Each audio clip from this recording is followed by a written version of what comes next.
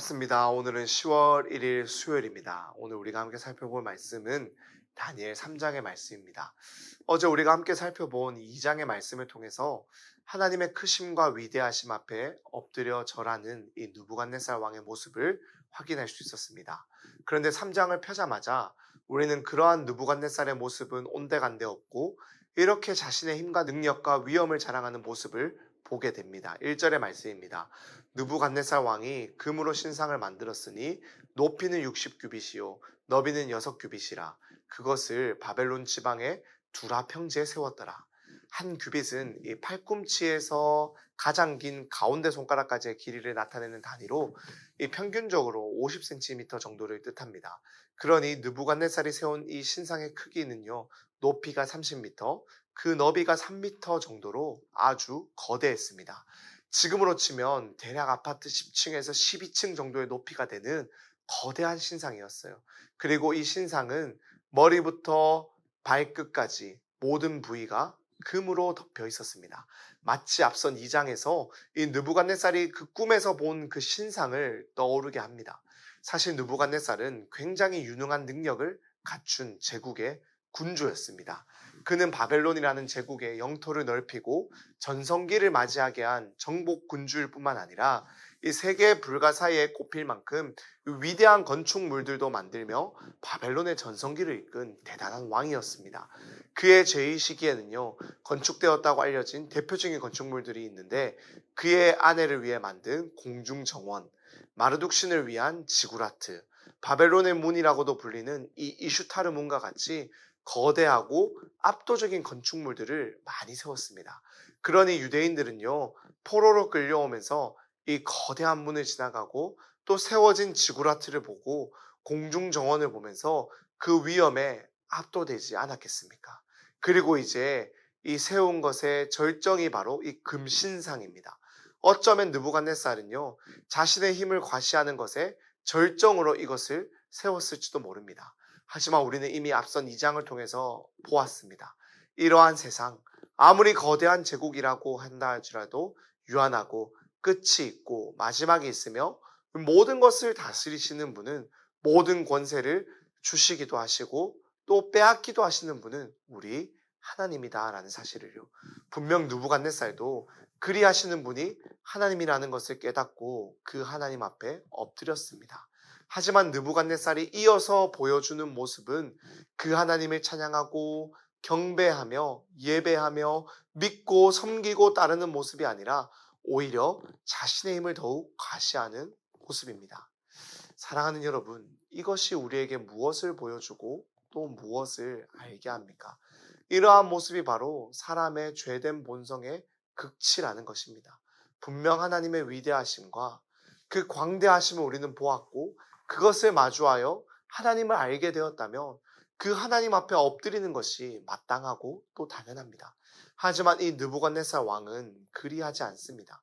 하나님의 크심을 보았지만 그래서 자기의 나라가 언젠간 끝이 있을 것이라는 것을 보았지만 그럼에도 그는요 하나님 앞에 엎드리지 않습니다. 오히려 자기에게 보여준 이 꿈을 하나님이라는 신이 자기에게 지혜를 깨닫게 한 것이라고 생각합니다. 그래서 그는요 내가 꾼 꿈에서는 머리만 금으로 된 신상이었지만 저 발끝까지 금으로 된 신상을 만들어 세운다면, 다시 말해서 내가 다스리고 있는 이 제국을 더 위대하게 더 단단하게 세운다면 절대 망하지 않을 것이라고, 그렇게 하라는 지혜를 하나님이 나는 그 신이 내게 알려주었다라고 생각하며 느부갓네살은 생각하며 나아간 것입니다. 그러니 느부갓네살은요 하나님의 지혜를 마주하고도 자기의 힘을 과시하는 거예요. 사랑하는 여러분, 하나님의 크심을 보고 그 앞에 엎드리고 무엇보다 하나님의 그 크심에 감동되어 하나님이 믿어지고 그 하나님을 따르고자 하는 그 마음이 우리에게 주어지게 된 것이 너무나도 큰 은혜인 줄로 믿습니다.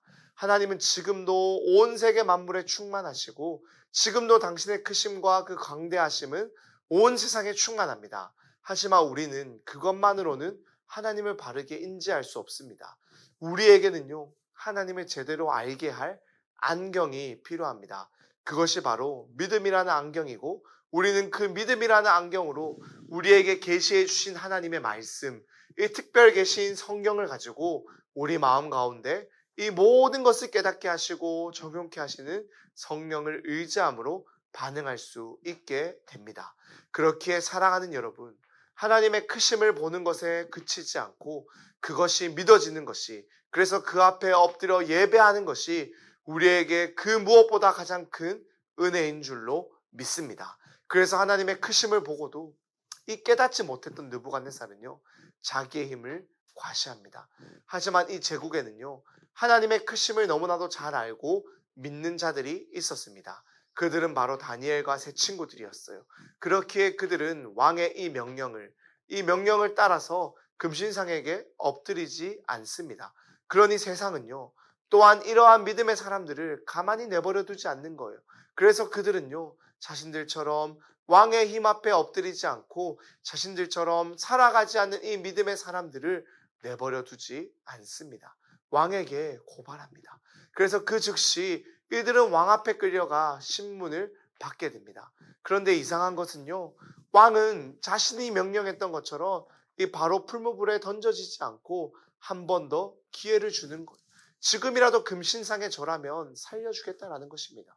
이러한 왕의 명령에는요, 너희의 생명의 주관자는 자신이다라는 사실을 은연중에 보여주고 과시하고자 하는 모습이 담겨있는 태도입니다.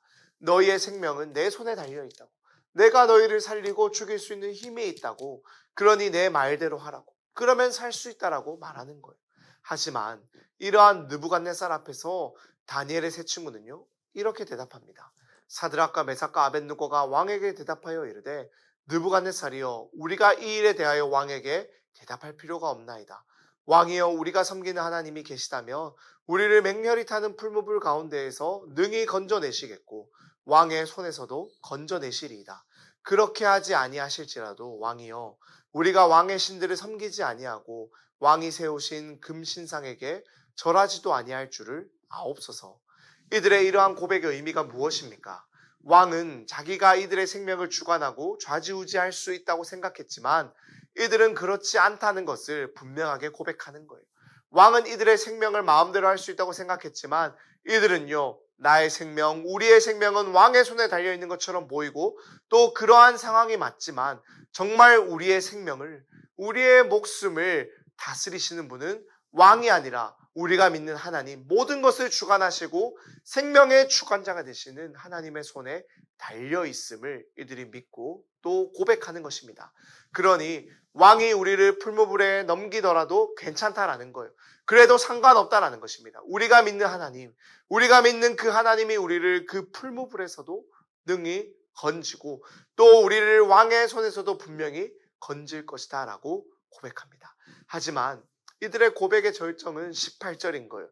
그렇게 하지 아니하실지라도, 즉 우리가 믿는 하나님이 우리의 생명을 풀무불 가운데에서, 우리가 겪는 그 고통 가운데서 건져주시지 않으셔도 괜찮다라는 것입니다. 왜냐하면 그것이 하나님의 뜻이고 그것이 하나님의 계획이고 하나님이 그렇게 하신다면 나의 생각, 나의 뜻대로 되지 않는다고 할지라도 그 방법, 그 수가 더 완전하고 확실하고 선하시기에 하나님이 나의 뜻대로 나의 생각대로 무엇보다 내 행동, 내가 하나님께 보인 그 충성에 맞는 보상으로 응답하지 않으셔도 괜찮다라는 것입니다.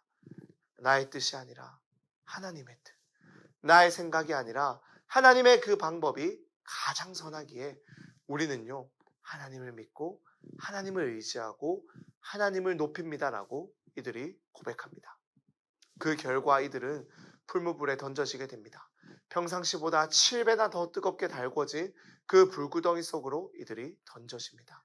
하지만 그 불 가운데에서 하나님은요, 이들과 함께 하시며 불에 탄 냄새조차 나지 않도록 이들을 지키시고 그 불 가운데서 건져 주십니다. 그리고 이렇게 불 가운데서 살아나온 이들을 보고 왕은요, 다시 한번 하나님의 크신 위엄 앞에 엎드리며 이들이 믿는 하나님을 높이며 이 하나님을 누구도 조롱하지 못하도록 명령합니다. 이렇게 우리는 3장의 내용을 마무리하며 이렇게만 마무리하면 사실 가장 좋을 것 같습니다. 왜냐하면 하나님은 결국 하나님께 충성을 바치는 자를 불 가운데에서 건져주시는 것으로 우리가 적용할 수 있기 때문입니다. 하지만 그렇게만 끝을 낸다면요, 우리 삶 가운데 사실 해석되지 않는 고통, 건져 주시지 않는 고통의 순간들을 다 설명하기가 어렵습니다. 기다림이 부족해서 그럴까요? 그럼 더 기다리면 될까요? 그것도 사실 부족한 대답 같습니다. 무엇이든 풀무불에 던져진 것만 같은 고통의 순간에 있는 사람에게 적합한 대답은 아닐 것입니다. 하지만 그렇게 우리가 정말로 붙잡아야 할 것은요, 더욱더 하나인 것 같아요. 사랑하는 여러분, 우리 하나님은 선하십니다. 우리 하나님은 가장 선하십니다. 그러니 우리 하나님의 그 선하심만을 붙들고 기억하며 의지하며 믿으며 그렇게 하지 아니하실지라도 우리 하나님은 가장 선하시다는 고백으로 날마다 나아갈 수 있는 우리 모두가 될 수 있기를 간절히 축복합니다. 기도하겠습니다. 하나님 감사합니다. 오늘도 하나님의 크심을 노래합니다. 하나님의 주인 되심을 고백합니다. 그리하지 아니하실지라도 주님이 내 인생 가운데 행하시는 것이 가장 옳고 가장 선합니다. 그 주의 뜻만이 내 인생 가운데 날마다 세워지게 하여 주시옵소서. 예수님의 이름으로 기도드립니다. 아멘.